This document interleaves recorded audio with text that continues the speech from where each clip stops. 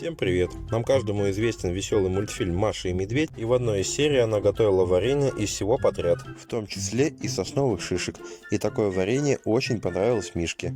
Мне стало интересно, а можно ли на самом деле приготовить из сосновых шишек варенье, и как оказалось, можно. Готовится оно довольно-таки просто, нужно всего лишь 2 ингредиента, шишки и очень много сахара. Получается вкусно, а самое главное полезно. Итак, начнем со сбора шишек. Шишки лучше добывать с молодых деревьев сосны. Самое главное, чтобы они были свежие, то есть ярко-зеленые, не более 3-4 см в длину. Собирать их нужно не рядом с дорогой, где ездят автомобили, а желательно уйти вглубь в лес. Ну или еще лучше, если у вас сосна, как у меня, растет прямо во дворе возле частного дома. Примерно вот такое количество у меня получилось с нижних веток. Теперь у каждой нужно убрать вот такой хвостик. Отрывается он довольно-таки просто. Также их нужно хорошенько промыть. Наполняем миску водой. Подготавливаем сразу какую-нибудь кастрюлю, в чем будем варить шишки. И в воде их промываем несколько минут от лишнего мусора. После этого внимательно отбираем все шишки в кастрюлю, которую до этого подготовили, не забывая убирать у них ростки. Вот такое примерно количество получилось чистых шишек. Теперь наполняем кастрюлю водой, исходя из расчета, что на килограмм шишек нужно пол-литра воды. Ставим кастрюлю на газ и доводим до кипения.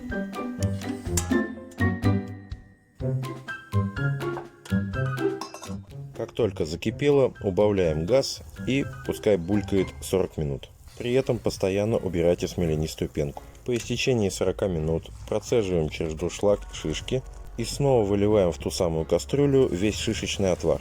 В него высыпаем очень много сахара, исходя из расчета на килограмм шишек килограмм сахара. Доводим сироп до кипения и варим 20 минут. Через 20 минут добавляем шишки и варим еще 20 минут. После всего этого берем обычные стерилизованные банки и выливаем в банку сначала сироп, потом добавляем шишки. Закрываем плотно крышкой.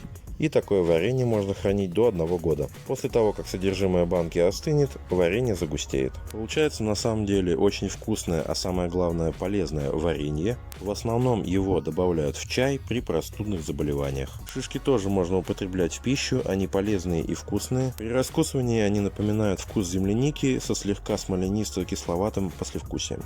У меня получилось варенье истинного цвета, но если вы хотите добиться цвета, как в мультике «Маша и медведь», то можете добавить пищевой краситель. Так что я вам однозначно рекомендую данный рецепт необычного и вкусного варенья. А у меня для вас на сегодня все. Готовьте вкусно, готовьте с любовью. Я с вами не прощаюсь. До встречи в новом ролике.